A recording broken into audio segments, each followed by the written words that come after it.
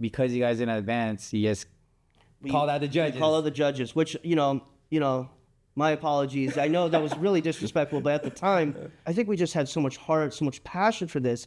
And for us to get booted off so quick with no remorse, and even from the look on the judges, it was just kind of like, these kids. I was like, oh, we're gonna roast all three of you right now. We're gonna make a showcase out of this. Yeah. Which that was a rare thing. I don't support that, and I do apologize.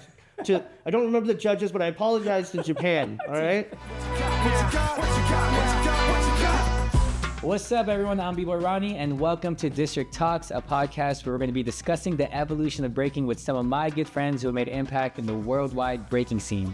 In today's episode, we have one of the most influential b-boys in our generation, former Boogie Bratz crew, ex-mob, Concrete All-Stars, SBR's very own Bboy Casper. Thank you, Ron. It's a pleasure. Thank you for having me. Yes, man. Thank you for finally coming on. I know I had to pull some teeth just trying to get you out. Well, I said I wanted bubble gum. You wanted a yo-yo. You wouldn't bring those things to me. Yeah. We finally made it work out. I appreciate it. Yes, dude. Thank you, man. I've known you for how long now? Too long. I don't know. It's been more than 2 decades. More than 2 decades for sure. For absolute. Over 20 years when you were still a kid. Still a kid. I'm still the same height as I was, but yeah, I got a little older. Definitely. Grew some hair. I grew a little facial hair. Yeah. So, I'm sure a lot of people just want to know a lot about, your upbringing in the breaking scene. So, right off the top, who gave you your name, Casper? Sure, we can get to it. I don't recall the name of the jam, but it was in Vancouver, in Canada. And it was one of the first jams I ever went to. It was that big. I mean, Iron Monkey was there. It was just like all these huge names. Long story, boring. I'm there, and I was the only white kid. Nowadays, there's so many white kids.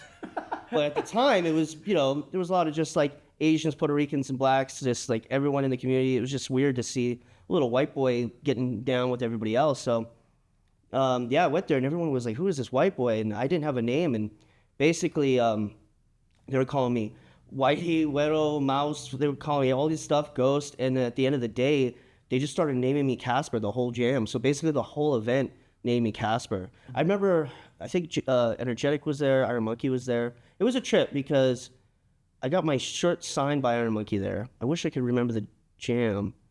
But then 6 years later, Iron Monkey calls me and he's like, how can I be a better b-boy? I'm like, bro, because I just grew so fast in the scene. Yeah. I was like, brother, I still have your shirt signed by you. You there's nothing you could do. You're amazing.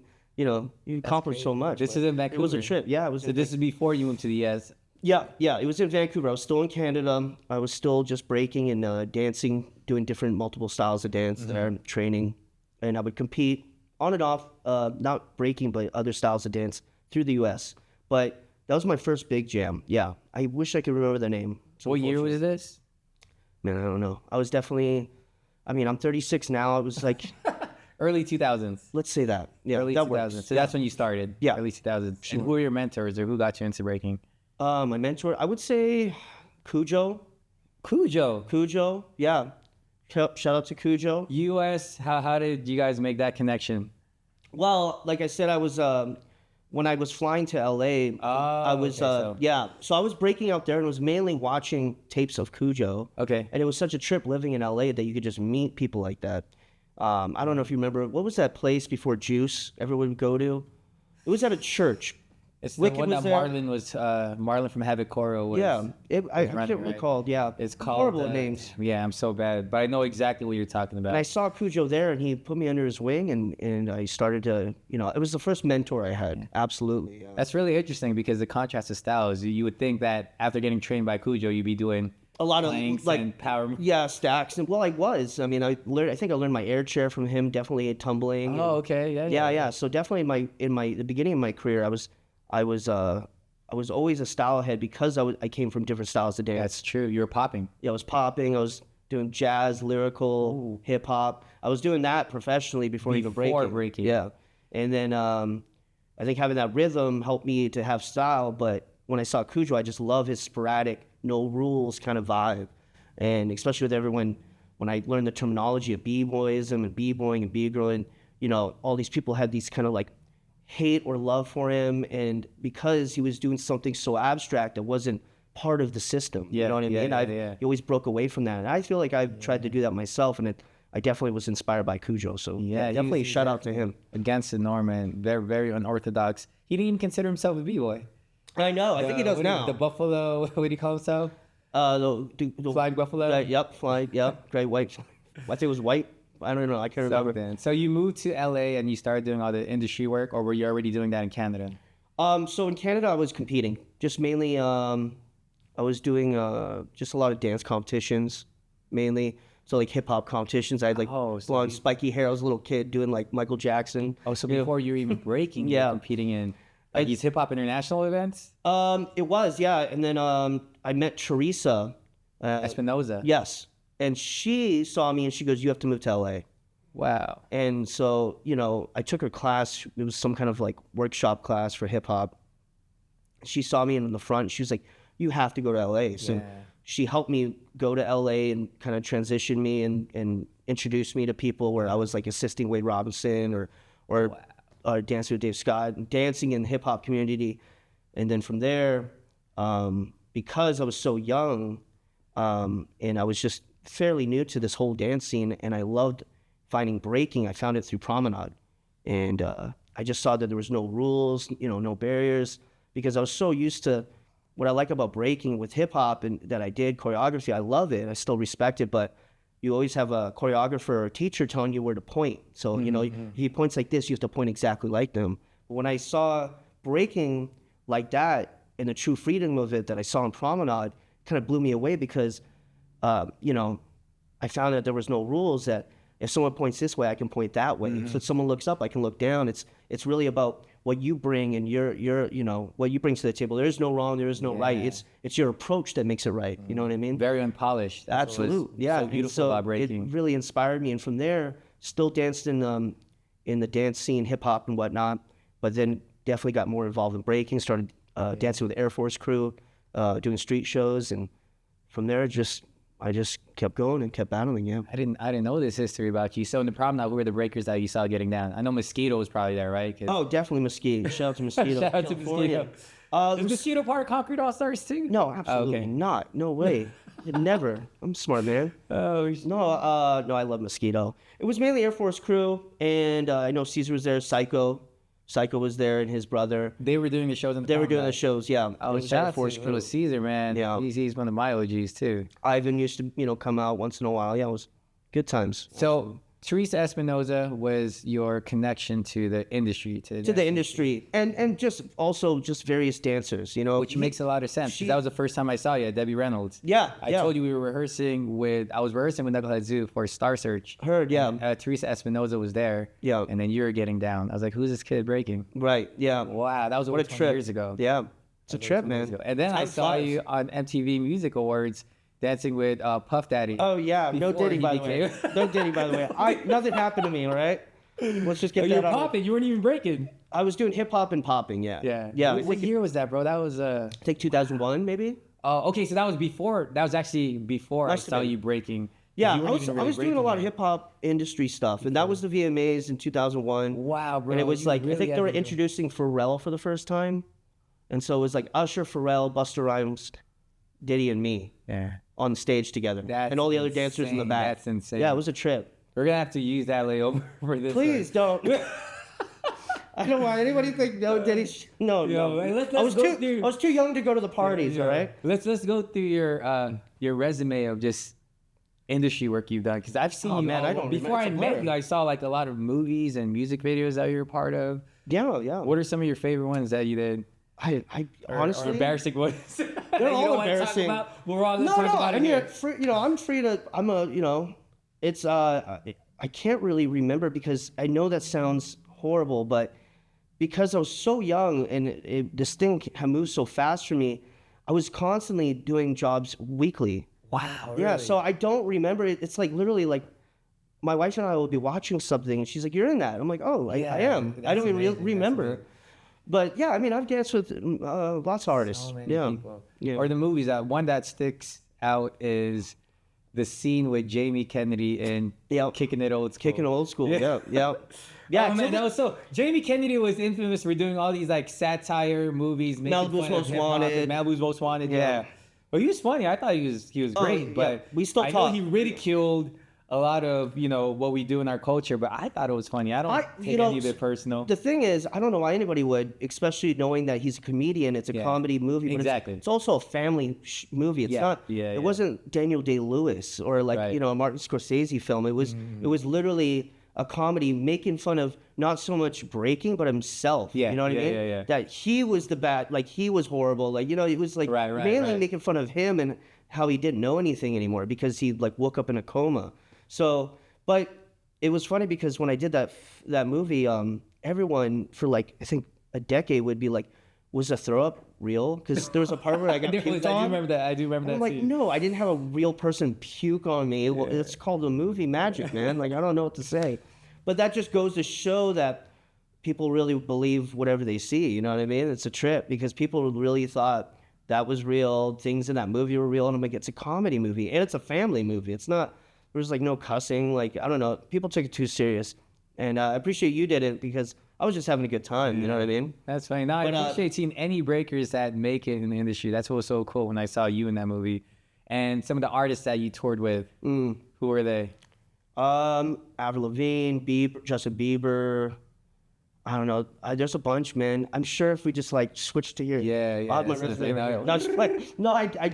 don't remember. It was such a blur, man. Yeah. Speaking of Bieber, there was a time where we met him with Super Crew after we won a TV show, and it was before he blew up. And we were teaching him how to break in the backstage. Oh, really? Yeah. That's what's up. What a trip. We didn't know that he was gonna blow up, man. Literally a year later was when he was doing stuff with Usher. Usher signed it. Yeah. Because I think it was between like Usher and Justin Timberlake that were like. By the way, Usher's the one that put me on the VMAs. Wow. He saw me doing street shows. Whoa. Okay, so he discovered you like discovered Bieber. Yeah, and he found me breaking, and he was like, "You have to." Like, he started putting me into work, and then he, also got me the VMA job.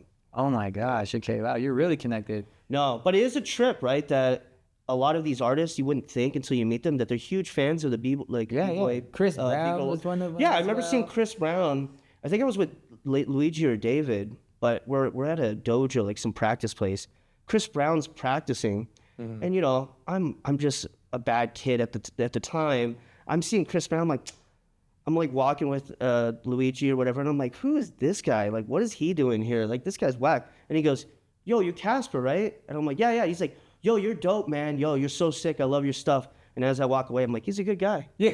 Like, immediately I just changed my mentality on him. Like, I was just such an asshole. Like, these rich celebrities, they don't know. Hey, I'm a big fan of you. I'm like, he's really smart. Yeah. Battle of the Year. I'm sure you worked with him, right? And I did Battle of the Year. It's same with, like, I remember just even going to Machine Gun Kelly's house and kicking it. I'm like, "I'm Casper, by the way." He's like, "I know who you are." Yeah. And it's just funny. They're fans.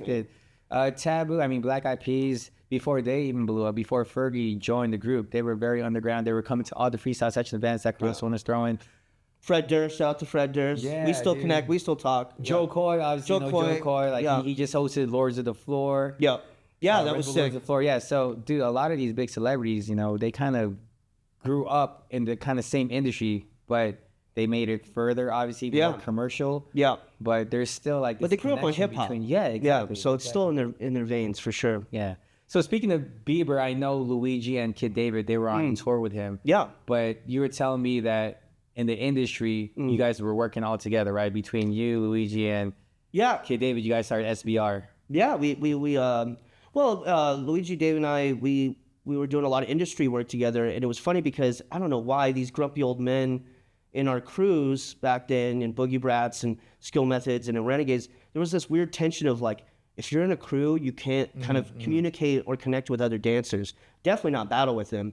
So we kind of made history by going like, we're not just a crew, we're like best friends. Yeah. And you can't really like lock us down like that.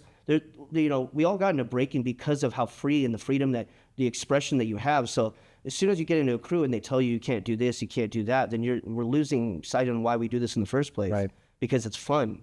That's why we break. So that being said, we connected so well. I think also we were the only, we make this joke, we're like the last breath of hip hop. You know what I mean? Us young kids were the last ones of that whole genre before it changed. So we just connected on this vibe, especially when we were all the youngest in our crew at the time. So we connected, we kicked it, and we just told them, we're going to battle together. We're going to I would see each other every day. You know what I mean? Like we were family, so it just made sense. It just made sense. Yeah. To be like connected like that. Yeah, we did Bieber together. I did one of Bieber's tour, the movie Believe tour. I don't know. Believe? I don't know. Yeah, I don't remember either. But that was fun, and we've done lots of projects together. They're just great, human beings and good friends because, they're very creative with what they do and very open-minded. And I think we all have our little things, like Luigi's the handsome. If we were a boy band, he's the handsome one, and I don't know, maybe I'm the wild card and David's the bad boy. I don't know. Dave is the bad boy? I don't know. Maybe I am. Maybe I'm AJ or whatever from Backstreet. Oh, that's so funny. No, but yeah, SBR, y'all definitely made history. Skill SBR, Brat Renegades. Skill Brat Renegades. Yeah. Winners of Freestyle Session. What year was that? I don't think it was like 1972 or something. I don't remember. You guys did the movie together, Battle of the Year with we did Battle of the Year. Which, by the way, I have a similar story with Chris Brown because we were on tour with Red Bull BC1 All Stars. And he was performing at the W in LA. There was a club upstairs. And after his performance, I was in the lobby. I was talking to my girlfriend at the time, soon to be my wife. Kurt. And yeah, Chris Brown approached me and he was like, yo, B-boy Ronnie. And I'm like, what? That's so sick. Chris Brown? But it makes sense, because he was talking to me as if like he knew the breaking scene. And this was before you guys shot Battle of the Year. It was before it? It was before. Because I know we were educating him on stuff, but I said, if he knew me, he obviously knew you. Like, he was such a huge fan of breaking. It made sense because not only was he a fan, he was studying it because he had a big role, right? It's like when you are in a breaking movie, you want to study. So I'm sure he watched like movies like Turn It Loose, probably was digging for like You Got Served or whatever movies came out at that time. I think he did Stomp the Yard, so he was on a dance role. You know what I mean? Obviously, he's an incredible dancer. I mean, the guy can do it all, and very talented, very humble too. Very just the fact that he like really. Well, I'm glad that he even humbled himself to get out of the Battle of the Year movie because there was like a main battle where now we're battling top 9 and bigger battles. Oh, so they changed the script when you got injured. Yeah, so I mean, I the injury. Dunock, one of our crew members, Dunock. Oh, Dunock's in it, and Mike Murder. Well, yeah, it's so crazy. You guys got to work together. I love the movie, man. I know it didn't do as well. It's funny. I don't want to be negative, but everyone was, attracted to this negativity for that film. I think what didn't help was, I absolutely won't say any names. So basically, a lot of people that are involved in the community, especially the commercial side now, were the ones on Facebook talking about don't support this movie. A lot of people you and I know. I know it wasn't you, but I'm saying a lot of people we know, I still see them. I saw them yesterday. Yeah, it's unfortunate. And it was unfortunate. When you're not a part of they're it, like, it's not a sport. Don't support it as a sport. Don't. It's not a competition. It's about breaking the set. And all these people now are doing the opposite thing. And they would literally have Facebook hate Facebook pages. Yeah, a lot of them. Horrible, a lot of them. And now I see them in interviews or talking about, it can be a sport, it can be a dance, or support this side and support. And I'm like, oh, it's so funny because when this movie came out that was showing, if you haven't seen Battle of the Year, which, you don't have to. Check it out, Battle of the Year. No, you don't have to. Waste of time. No, but it's available on Amazon. I think it's still on Amazon, but long story boring. It was just a trip because if you watch the movie again, it's not a serious film. It's a dance movie, so take it lightly, with a little bit of grain of salt. I thought the talent was great. Great talent, and it was showing that you could choose. Again, like I said, like a broken record. Going back to what I was saying, breaking is about freedom. So there's no lockdown of what breaking is. It's what you do that makes it right and makes it pure. So if you consider it a sport and that's how you engage in it, that's your choice. That's what breaking's about. You get to make that choice. Or if you're a Cypher Cat and it's underground to you, I think that movie was showing that there was two sides to the story. No one wanted to just see in the trailer. They're like, you're supporting it as a sport. Oh my gosh. You're supporting competitions. Don't watch the movie. A lot of hate. There was some anti-Battle of the Year movie. Yeah, a lot. Oh yeah, I was tagging a lot of them. I would see, because also it was an important film for me because I had a lot of lines. I was my own character, Rebel, and you played Casper. I think it was Rebel. Oh, you played Rebel. Yeah, that was your name. Okay, I think play himself. Yeah, a lot of the B-boys did, and I don't know. Did Kid David play himself? Kid. He played Kid. Kid and Rebel, I think. But the reason why I chose because I'm acting. I'm not cast. Like the lines, the things in there that were written, I wouldn't say as Casper. That's so everyone Rebel was like, I want to be Dunock, or I'm like, Sure, but then they're gonna put you in positions where that's not you. But I mean, I totally understand as well. But I consider it an acting role, so I chose a different name, not B-boy Casper. But yeah. That being said, it was a blessing. It was an honor to do that, and oh man, everybody that was there, it was just such a talented crew. Yeah. And I think we kind of grew a stronger friendship afterwards. Yeah. It was great. I mean, I was there behind the scenes when you guys shot the final scene. I know you shot that before, but the Montpellier battling scene. Yeah. Yep. I was there as a judge, and Montpellier. it was so great to meet Josh Holloway because I was a big fan of Lost. No way. Big fan of Lost. Awesome dude. So I saw him and met him. I'm like, you are exactly like similar personality from the actual show. Lost. Dude, he was so cool, man, and I feel so bad because there was a lot of clash between writers and producers, and he was such a talented actor. He still is, of course, you know. Oh, dude. Yeah, that's so dope. Okay, so let's talk about the documentary that was aired on Redwood TV with Break Boys. Yeah, the Break Boys. All the B-boy doc series. That was actually one of my favorites. That was a fun one. Yeah. Yeah.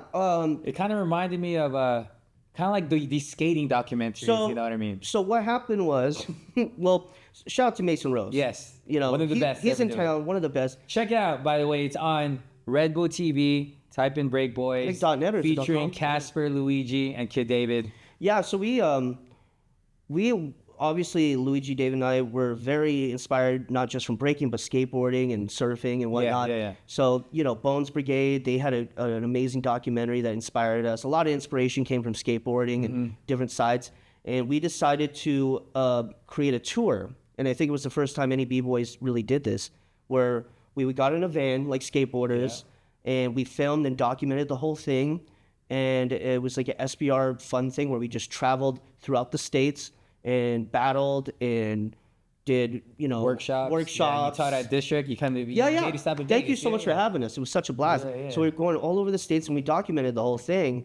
And once we had the project, we were throwing it on Instagram. And at the same time, people were blown away that we were creating such awesome stuff and content when there was no content yet, really. I mean, there was, but the scene was beautiful. It was amazing. I mean, Mason, his eye, his music, the look of it, and honestly, Mason Rose. And it was great. Give him his flowers. He's definitely one of the best to ever do it. Oh yeah, I think you know, not everybody, but there's a lot of people that definitely are inspired by him for sure when I see footage. But what I liked about that was we got to, you know, again, like I say, breaking is about breaking away and doing what you feel is free. And we were breaking to like punk music and rock music, and it wasn't always De La Soul, you know what I mean? Like other things inspired us other than, you know, hip hop. So we got to kind of show our skateboarding and our vibes and our punk rock vibes and like kind of this like gritty, fun, kind of comical, but like still passionate about dance. And we documented all this.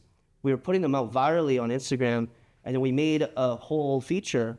And we were like, we have to do something with this. So from there, we, I think it was William Morris.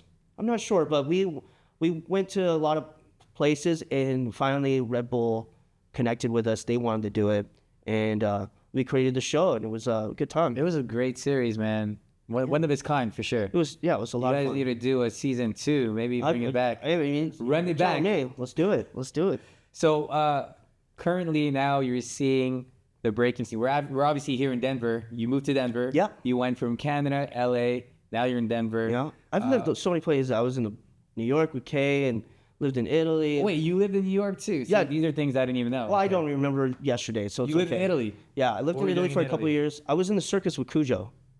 Wow. Okay, so your connection with Kujo wasn't just him being a mentor. Well, we were breaking. We were like this. I mean, we still are. You know, when he comes to Colorado, you know, big hugs. But you know, he's obviously influenced with like Circus Soleil and not just performing and breaking. So, and I love to perform. And we did this audition and went out there, and we were there for 2 years, traveling all over Italy. It wasn't one spot, so you know, it'd be like Milano or wherever. It'd just be hopping around once a week. Doing the circus show, and I don't know really what we were. I don't know if we were clowns because we really had no makeup. What we do, we would tumble and juggle and do a lot of circus stuff. No, like no makeup. Like, but what we would do, I don't know. We would just transition the main talent. So like the main talent was like a strong man or a ribbon girl. Like we were like kind of like while the stage is setting up, we'd be flipping off stages or doing our choreography together.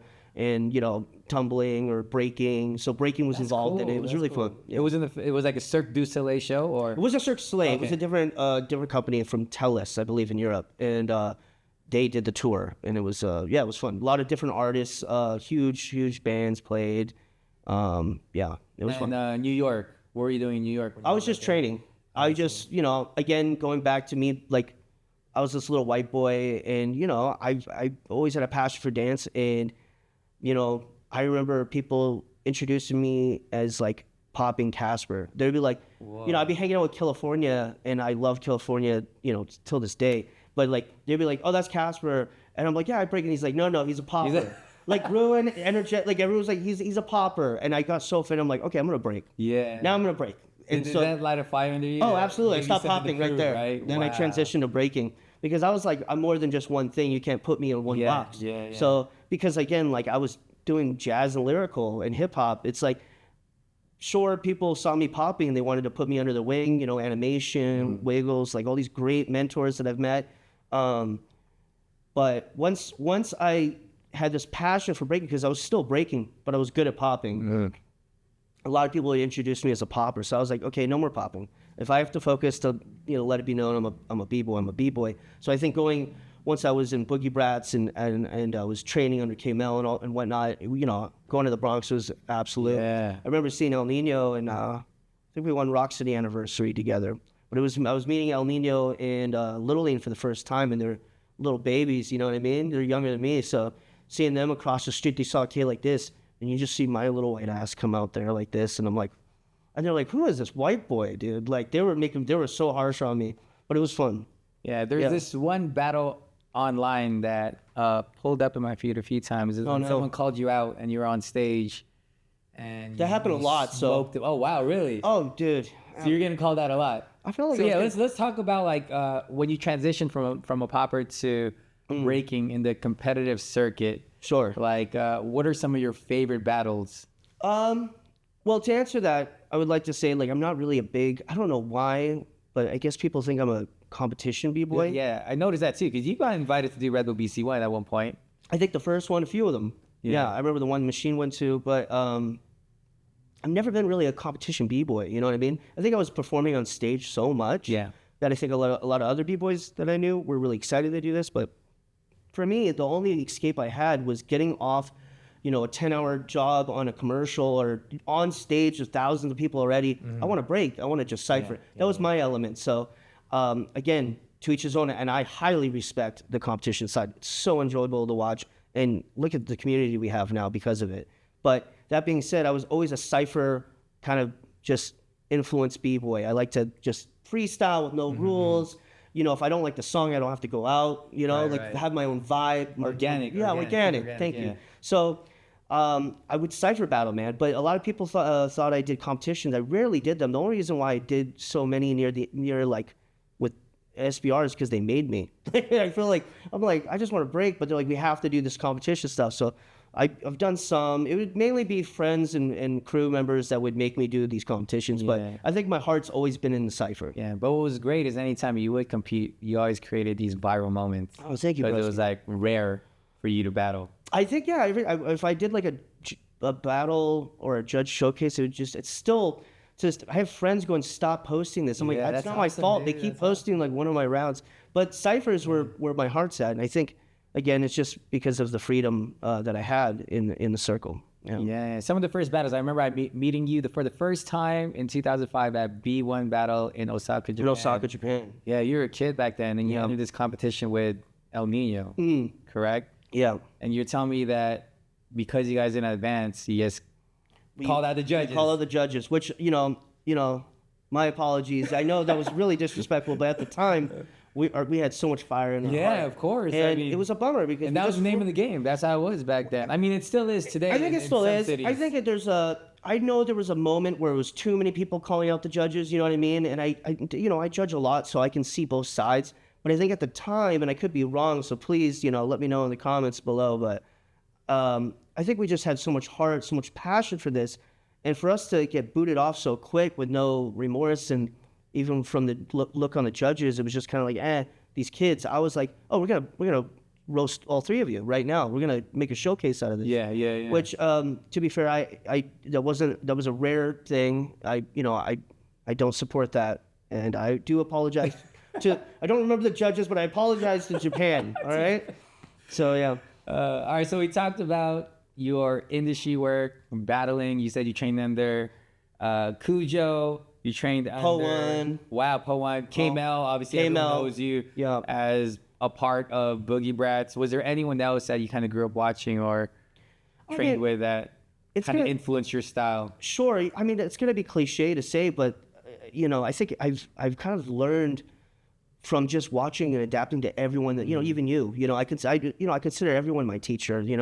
As Powan says, always a student, never a master. It's like I've always just been inspired by dance. I've never put myself as just a b-boy, but as a dancer. I've always considered myself a dancer. So I've been inspired by not just the skateboarding, but every b-boy and b-girl out there. And so I've considered everyone almost my teacher. You know what I mean? But I would say those three were the main influence for me, and also Smurf. Smurf too. Shout out to Smurf. Smurf definitely living in Vegas now. I know, the Vegas man. But like I was doing street shows with animation, and rest in peace. Rest in peace to animation. He was my first popping teacher. No way! Yeah. Wow. So you already. Yeah, I was doing street shows with him, and I saw breaking, and my heart was getting closer and closer to breaking. And yeah, there was all these little rascals breaking. I mean, they were 18, 19, but they didn't want a little white boy in there. So I tried to go and do street shows with them. And animation was even kind enough to be like, I know what you want to do. Go over there. You know what I mean? So I went over there, and they were kind of like, no, we don't have time for you. And Smurf was the one that put me under his wing, where he was like, that's right. Let the boy dance. Even though it sounds like from a bad dance movie, he really did. He was like, no, give him a chance. We all should have a chance. That makes sense, because Smurf was considered your guardian when you went to Japan. Yeah. He loved that. That was my connection with you guys. That's what my introduction to. Yeah, that's my first trip, man. And then obviously we got really tight with Smurf when he moved to. I know. To yeah, Vegas. So speaking of Smurf, in this generation, I feel a lot of people are taking advantage of the social media platforms. They're starting podcasts, but there was a point over 10 years ago when you and Smurf were already creating these so-called platforms where you were doing interviews, you were doing b-boy news, you were covering stories of current events with breaking jams. Yeah. And so you guys definitely innovated the game. I really appreciate that, man. You know what? That means the most to me, and I'm sure it does to Smurf as well. I think we were just having fun. Again, we were doing street shows and having this freedom and being creative. So we just wanted to be creative in different plateaus and do different elements of breaking. So when YouTube was around, there wasn't so much. It was mainly showing footage of like back in the day, old school footage, before there was even edited videos. And once that slowly but surely came through intuition, like we wanted to just do something outside of breaking that was still involved in breaking. Yeah. So that being said, we started doing our own web series. We started doing interviews. We even had our comical kind of show called B-boy News. Yeah, sketches or something. Yeah, sketches, and then also kind of communicate and have a microphone at the jam and interview people. And we wanted to kind of adapt a form where it's just, we love breaking so much, and because breaking is so young, I mean, the b-boys that created it are still alive, some of them, you know what I mean? That's how young breaking is. So I think, we wanted to influence not only our community, but people in the future to be like, oh, breaking is not always just about watching footage constantly. There's more to it, because, at the end of the day, we have our own lifestyles and, our own worlds, and we do other things, outside of breaking. I think our language is breaking. That's what we all speak, but some of us are, again, other dancers or skateboarders and whatnot. So we love this comedy-based thing, and we wanted to make it fun. We wanted to show breaking footage and make fun of people in a lighthearted way, but still show that breaking instead of just constantly watching the same thing over and over again. Or even reactions too. Reaction videos. We did reaction videos. We did comedy videos. We did live stream. We had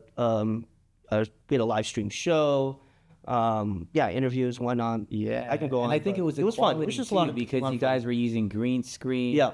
It was ahead of the time, at its time. And one of the first podcast interviews I ever did was with Smurf. That's a trip. Bro. Yeah. So cool. It was like a full circle moment. Yeah. I mean, I would have loved to have him here with us. It's we don't need to hear from him. He talks all the time.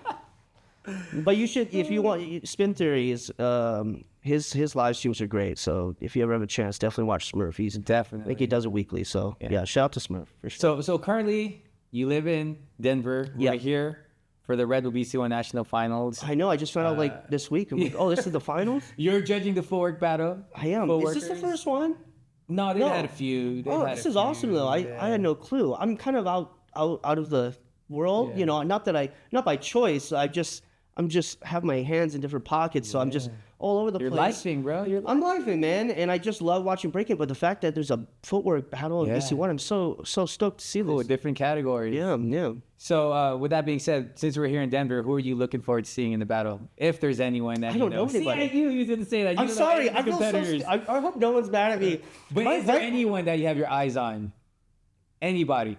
Within the last 10 years. Can't wait to see Ken Swift, the other judge. I don't even know the other judge. And you're judging Jay, and everyone's like, you don't know Jay? And I'm like, I don't know. I don't remember like 2 weeks ago. Okay, so let's talk about this. Who did you know growing up? Who are some of the breakers that you looked up to specifically? I mean, it would be honestly anybody that I still break with. I mean, you and everyone you did Battle of the Year movie with. Pretty much anybody in the Battle of the Year movie are the ones that I look up to. Yeah, I mean, it's unfortunate, but I think I appreciate Red Bull even giving me the opportunity to judge the footwork battle. I like to be more involved, and especially my wife. Shout out to Sophie. I love you. Shout out Sophie. She's kind of, she's a dancer. She's a B-girl as well, incredible dancer, and she's been putting me more on. She yells at me all the time, like, "How do you not know this guy or girl?" And so she's kind of putting me more on the ropes. So are my friends. So I'm definitely, I promise, I'll be more educated into the new generation. I love breaking. I do. I promise. I swear. Yeah. Did you watch the Olympics? I didn't because I was working a lot. Oh my gosh! So you don't I was literally so I still dance, but I cook as well. Amazing. Yeah, love cooking. But that was playing while I had work. So really, okay. I was on a FaceTime with the Australian girl though. No. Yeah. Wait, you were in a FaceTime with Reagan? Yeah. How did that happen? That's her name. Yeah. How were you in a FaceTime with Reagan? It was just random. Post-Olympics? Pre-Olympics? I think it was after the Olympics. Yeah. How did that happen? Hot Solo, and I don't know if I should name everybody, but they were at the bar, and I was like, "Is that so-and-so?" And I waved to her. It was funny because I think she's the most famous breaker in the world, right? I would say so. Yeah. Shout out to her. Yeah. If you were to look at any viral breaking video that's online, sure, and go to the comment board, there will be at least one mention of her name. Yeah, it's a trip. Yeah. Yeah, and it's I don't want to. I know this conversation is not about her, but I think people should kind of take a break on anybody that loves dancing. I don't know people's lives, but I do know that if someone loves to dance, let them dance and not get too hard on. It's like when we're talking about movies and jobs that I've done. It's like at the end of the day, it's dancing. We're having fun. Don't take it too seriously. You know what I mean? And especially people's livelihood. You know what I mean? But again, I don't want to get into that. I just feel like give everyone a chance. You know what I mean? Yeah. So as disconnected as you've been with the breaking scene now, do you even remember the last time you competed? The last battle you had? No, I don't remember, dude. No. I mean, I break still. I like to cipher, but because you never really took competition as serious. No, I didn't. And it's unfortunate maybe, but I took breaking serious. I still do, but my creative side is just freestyling, and I love watching and attending the competitions, the Rebel events. But yeah, not too serious when it came to the competing thing. Like I said, the only reason why I really competed is because my friends wanted me to. Yeah. Now that you're older, do you have any mentees, anyone that you're helping? Charlie Rock, he lives in Denver. Okay. Incredible kid. Yeah. You can always see him at the B-boy Factory. Shout out to B-boy Factory, the great community. The B-boy Factory here in Denver. Yeah, if you're ever in Denver and they throw jams as well, or you want to learn some dancing, definitely go there. We met Charlie Rock there, and I've been teaching him on and off. And I think the only other person would be Prodigy. Prodigy, wow, he was a prodigy. Yeah, still killing it today. Yeah, saw him a couple days ago.